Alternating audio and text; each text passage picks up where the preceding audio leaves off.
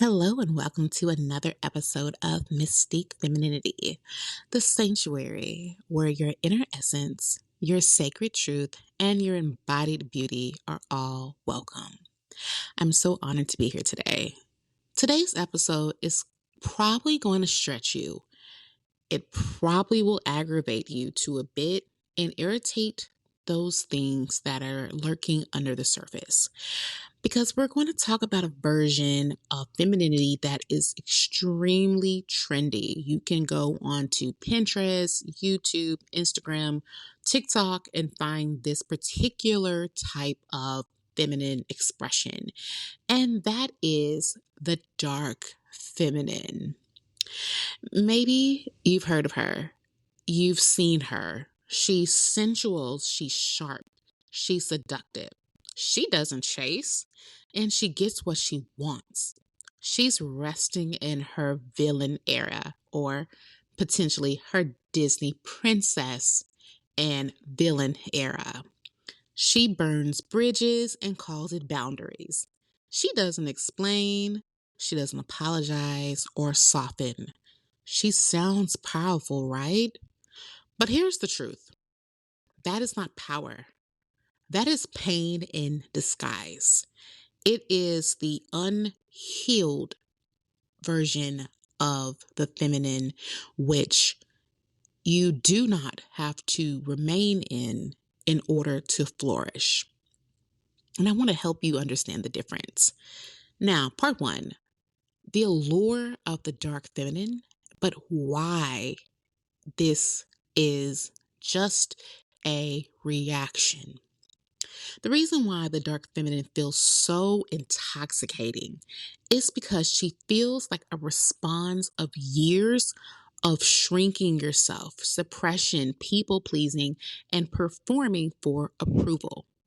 If you've ever been told to tone it down, you felt unsafe to express your desires or anger, being overlooked for your softness because of your softness, or just simply exhausted trying to earn love, then yes, stepping into the other side of this feminine type might feel like liberation. It may feel like you have finally arrived and that you are a savage. But what's really happening is that you're swinging from one extreme to the next.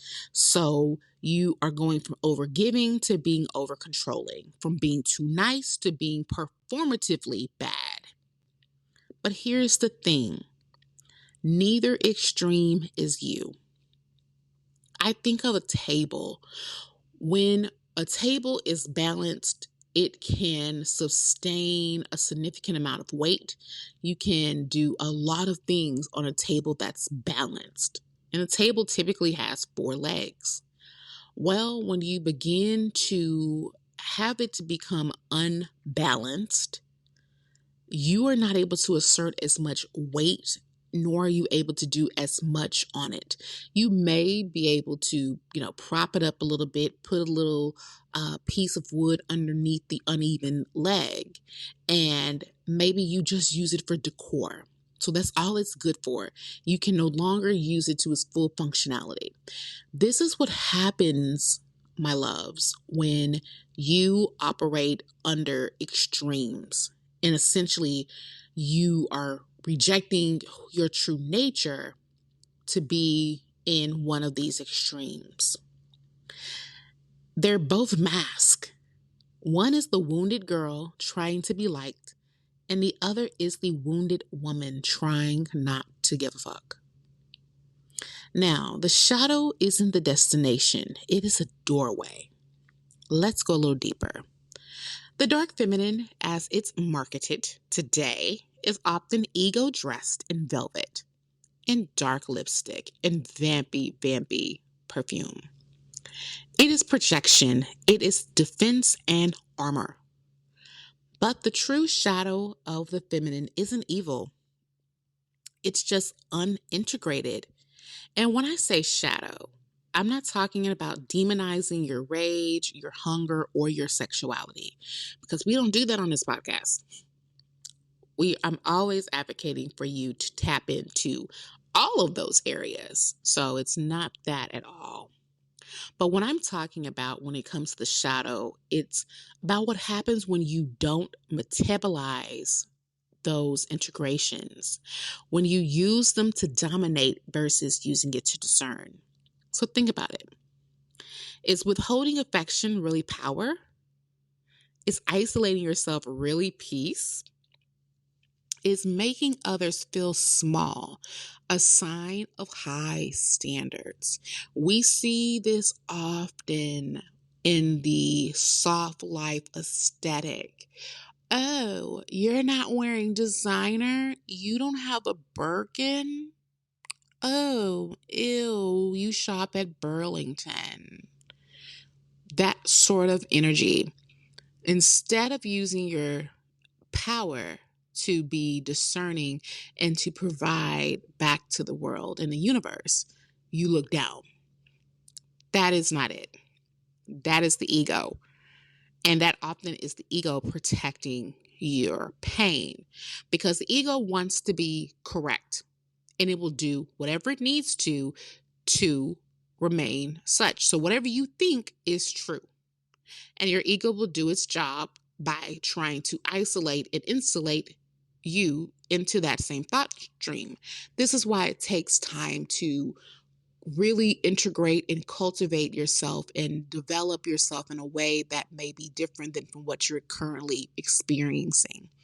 It is not easy, but it is what is necessary in order to have ascension in this reality and in order for you to really experience the pure bliss of being in your feminine in this lifetime. You chose to be here in a feminine way. And often many women do not get the opportunity to endeavor in it and really explore and enjoy it. And as you age, you will begin to have such frustrations with your body, which is just the tip of the iceberg. But really, the frustration is in the fact that you've not integrated all your parts. And now you are being demanded to do so, basically almost against your will, because you would prefer to keep it the way you're going. You know, if you work in a male dominant industry, it's more foreseeable or more desirable for you to remain in the leaning into the masculine and essentially opting out of your feminine. Even though you may be in a feminine body, you are not living in a feminine way. And yes, I know that the femininity can be in a boundless expressions, but when it is divorced from your innate nature, that is essentially opting out of such. The performance of trying to control how you're perceived. So in the dark feminine, she's very lusty, very vampy. I get what I want. I come first and you don't. I will, give you the most amazing sexual performance and then leave you unread. All of that is a performance because you are trying to control how you're perceived by the male gaze and also everyone else's gaze because you don't want to be messed with. You are dark feminine. And what's really wild is that somehow we have spiritualized this. We've marketed it and branded it. But none of this makes you whole. And if anything, it just puts a veneer of power over very feeble, broken, wounded, infected energy. And as we know that in order for things to heal, we must cleanse them. And the cleansing process may not feel comfortable, but in order to preserve the whole, we sometimes have to endure a bit of discomfort in order for us to bloom. Now, what your soul is actually craving. So we've talked about what the dark feminine is and why it's not what we really want. Your soul is craving not to be dark. You're craving to feel safe in your power, to say no without guilt, to walk away without a performance, to embody beauty, grace, strength, and sovereignty all at once with reckless abandon, if I will. The true feminine, the divine feminine, isn't soft life or boss babe. You see what I mean? These are two extremes. I either need to be the boss babe who's starting multiple businesses and takes no slack and works hard, works 7 days a week. I work Monday through Friday, then Friday through Saturday, Sunday, no days off. That's the boss babe versus a soft life, which is essentially I don't work. I only care about the frivolous, nothing more. And I really don't have any thoughts. I may be potentially doting on my partner, but at the end of the day, that's it. I'm just a Pilates princess. That's it. And neither of those things need to be in polar opposites. They can coexist very well together. And that is what you are needing. In this path of femininity and as you evolve in your feminine form, there is a different path, and that is the mystical path.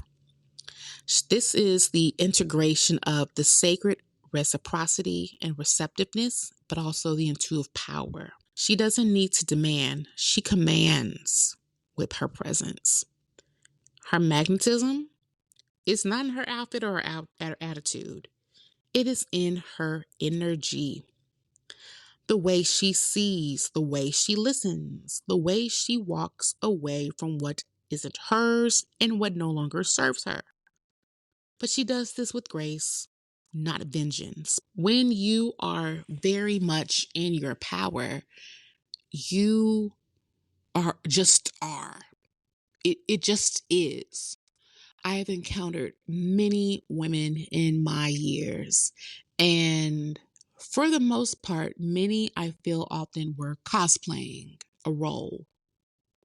It's what society has deemed acceptable for them, and this can come up from a multitude of reasons. It could be from upbringing that, this is just what women need to be or what women should not be. It could be that they're rebelling against those areas, but it also can be the things that are much more innocuous and the absorbed messaging from society that makes a woman behave in a certain way. It also could be because of just past life experiences. If a woman potentially may have experienced a lot of hardship growing up, not being catered to, not being doted on, and she's found herself to be able to attract a certain type of man, then in her mind, it's okay, I'm pretty and I get nice things. And so I just want to stay in that realm. But then on the other side of the token, there is those that may have been doted on a lot growing up, but they were not able to be free. They were always having to be on and had to be on in a certain way. And so for some, they may become very hardcore in this energy because they want to have their freedom. And then there are some who have experienced really just unfortunate trauma in a physical sense. And this also can make her become very dark, especially if this happened at a young age.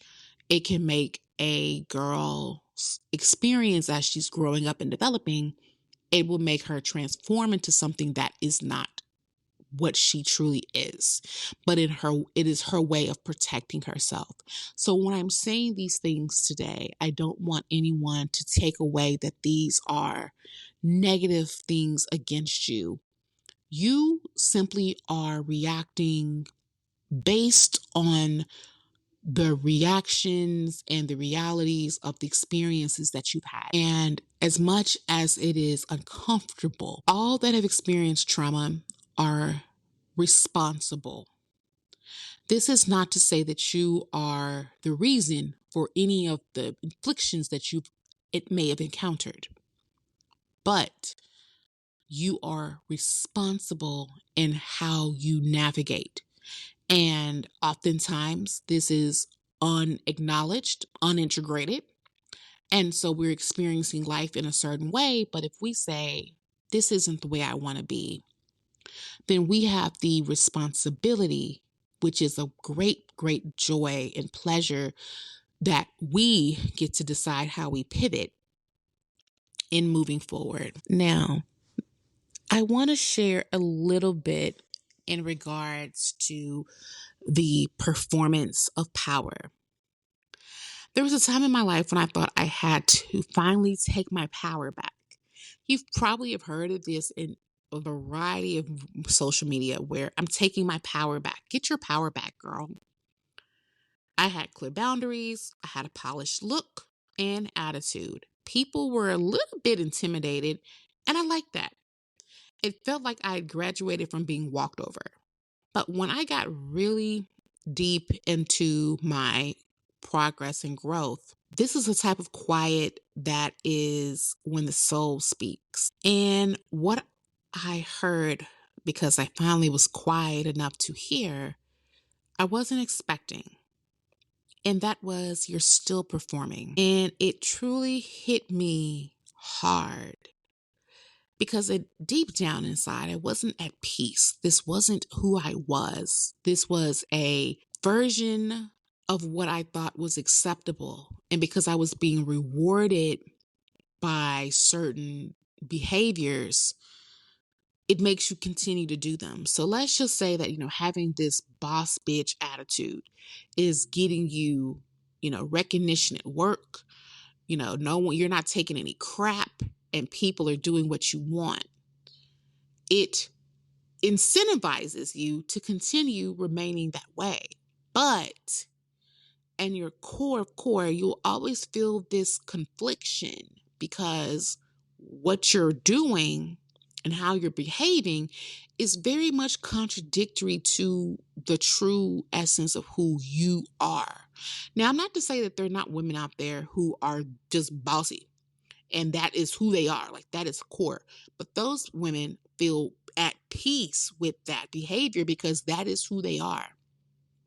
But for many, it is a facade. It is a veneer.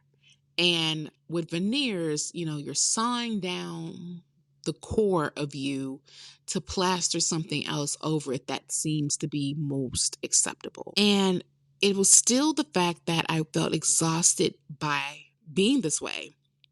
I was still trying to calculate how I was being perceived, still trying to control outcomes, and very much hardening my heart to protect the version of me that I hadn't yet done the work to heal. And that was a real big moment for me to understand that the dark feminine isn't my highest self.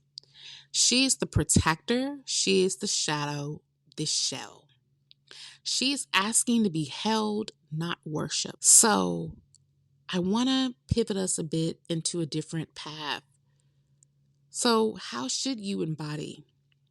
You do not need to fight for your femininity.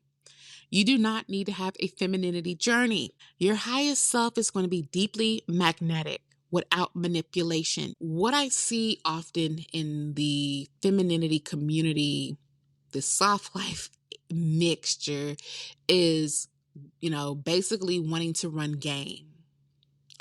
I'm all about you running those man's pockets. That is always forever. But if you are able to be you, it makes things so much more fluid. You're not having to, be calculating, be grueling. You don't need boot camps on how to be feminine because it would be just what is. I have always believed, even as a young girl, that you have to copy off someone else's work and in what they do organically, you will always be behind because what is truly of them comes from source. And so they have that immediate download where you are having to observe and watch and take notes and therefore try to replicate what is coming through organically. Now, you can do the same thing if you tap in to who you are, your true essence, and you will be as magnetic as you are because it will come fluid and with less energy, most efficient. Your highest self is going to be deeply rooted in the truth without performance. This is something I see within the spiritual community as well, where it is this elaborate cosplay of being spiritual, or this elaborate play and portrayal of being feminine. And it's not, because if you really watch and observe, you'll see how callous and cold they are. But that again is because there is a wounded woman that needs to be healed. And that callousness is to protect. Your highest self is going to be very soft and sovereign.